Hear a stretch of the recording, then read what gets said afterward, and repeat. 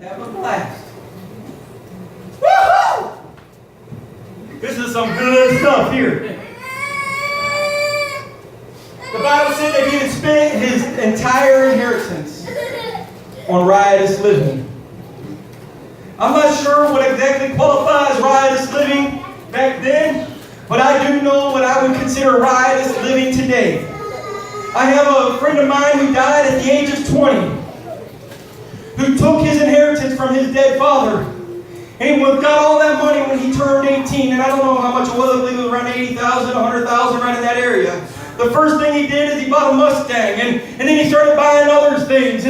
But there was a whole lot of dope that he was smoking, and there was a whole lot of things he was putting into his body that he shouldn't have been. And there was a whole lot of, he bought a trailer to live in, and he bought all this stuff, but most of it was a riotous living.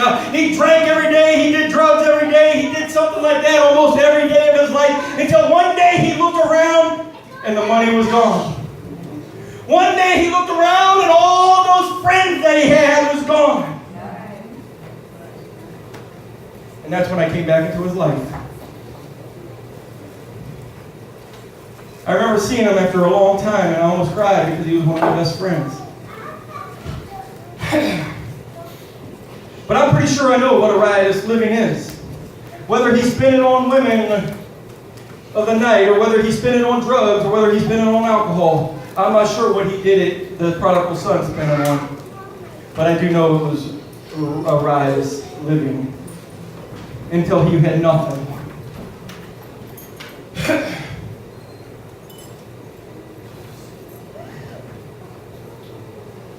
He was pursuing his own form of happiness. At least his idea of happiness. But what he found was that when his inheritance was gone, he was all alone laying in a hog pen.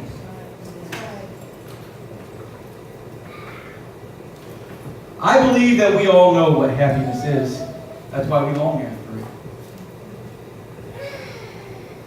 God gave us that type of happiness as a child. Sometimes I think that's why he says, unless you become as one of these. Whether it's the faith that they have or it's just the joy that they carry. I don't know, but he says, unless you be converted as one of these. And it says, we've all had happiness as a child. But for some of us, it was robbed from us as a child through child abuse and other things like that. For others, it was stolen by lifestyles that we lived. For some of you, you understand the hog pen life. For some of you, you understand the life in a pigsty. You're a far cry from where you thought you'd be by this time. You look around, and after you've ran out of all of your father's gifts, you find yourself all alone, broken, and living in a mess.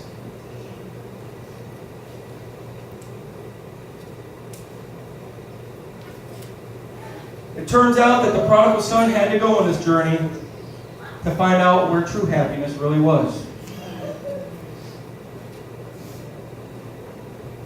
As he lay there hungry, looking at the husks that the swine did eat,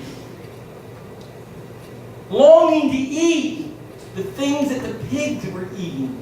Whoa. I got a weak stomach. And I can't even hardly smell a pig, let alone what they're eating. And I may take all of that slop and throw it into a pigsty, and I'm going to run because I don't want to see eating it. I just have a weak stomach.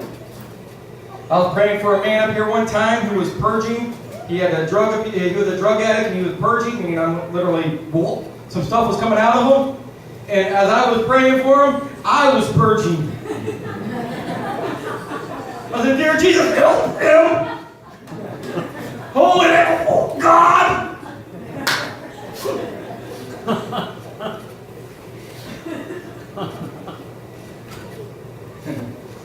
But he was looking at what the swine ate, the pigs ate.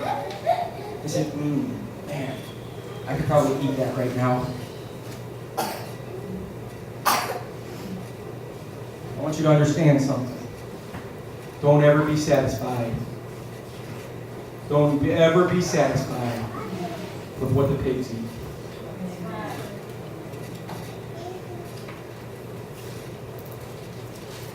Don't ever be satisfied with what the pigs eat. The pigs are happy with slop. The pig is happy rolling around in the mud. But God did not call you for that life or that lifestyle. You were called for something greater. Are you hungry enough to admit it? We sit around because of our own hungers and because of our own desires, and we look around at us, and I'll be honest with you, Mom and Dad, they backslid many years ago, and one of the things that happened was there was some things in her life. That her mom just passed away, and she was she just turned 30 years old, and that probably didn't help either, and with all of the hardness that was going around and the stuff that financially that they were dealing with, they looked around and they seen people smoking something and drinking something, and they just looked so happy. And she said, well, there they are. I'm over here in all this pain, and they look so happy. Don't ever be satisfied with what the pigs eat. Just because you have a hunger in your soul, just because you have a hunger in your heart, just because there's a hunger there for something, does not mean that it's meant for you to start slopping around with the pigs. But God wants you to shake yourself and come to your right mind and recognize where the true happiness lies, where the true happiness is. When the prodigal son came to his right mind, he said, man, back at my father's house, the servants, all of his employees, had enough bread to spare. And here I'm out here in a pigsty, looking at what the pigs eat, ready to eat it. Don't ever be satisfied with anything less than the bread that comes from the master's table. You hear what I'm telling you today. Don't ever be satisfied with anything less than the bread that comes from the heavenlies. He said, well, if I can go to my father, maybe I can ask him for a job. Let me have a job. Let me be one of your servants. So he got up, dusted himself off, and started his journey. I ask you this morning, how hungry do you have to be? How hungry do you have to be to go to the Father's house? How hungry do you have to be to go to the Father's house? For you to get in your right mind, how hungry do you have to be? He made his way back up that long, mighty road that he went down. And no doubt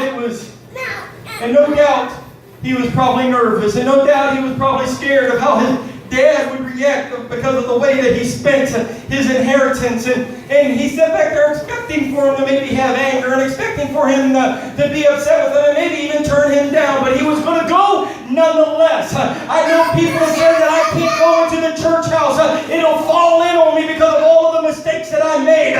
But in reality, the Father is sitting back, looking down that road and saying, is today the day that they get hungry enough to come home? Is today the day that they get hungry enough to say, I gotta return to my Father's house? Is today that day? The prodigal son's father looked out. Until one day, peeking the hilltop, he seen an image. Daniel, go in the back of the church there.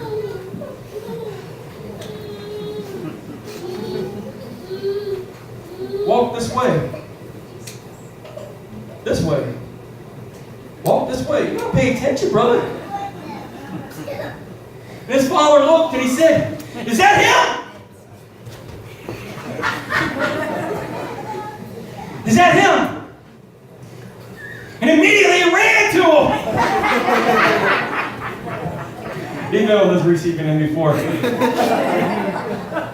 And he ran to him and embraced him.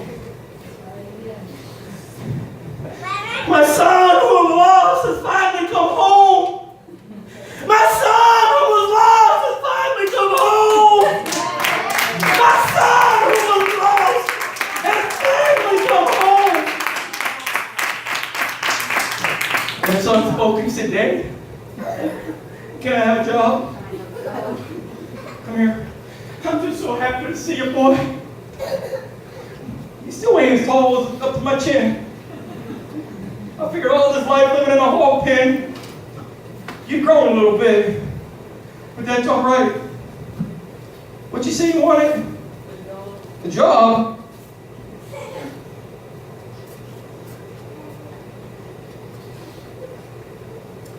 Take my rope.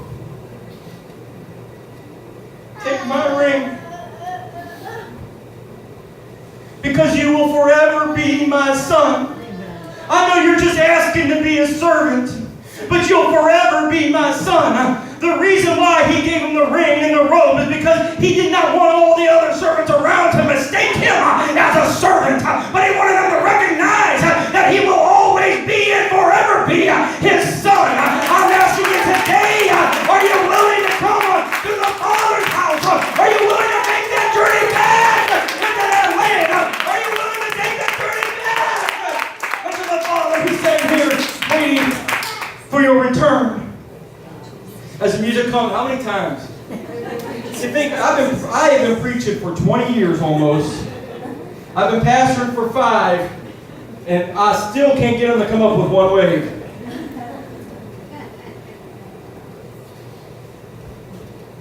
I've been married to her for 18. She should know me by now. All right. Are you hungry enough to search it for it?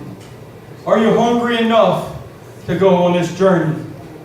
Today is your day. Today is the day that you shake yourself. Today is your day that you recognize where joy really is.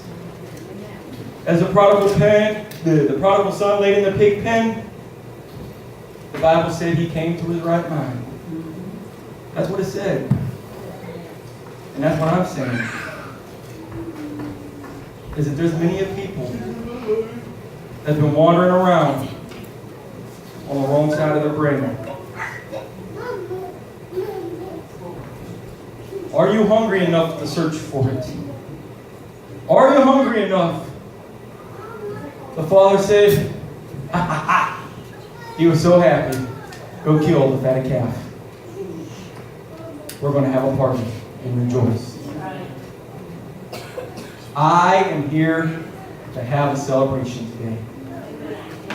I am here to have a party.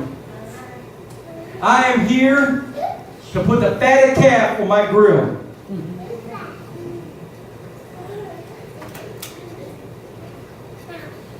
Because I expect the prodigal son to return. I expect for some of you to make it to this altar. Let's all stand.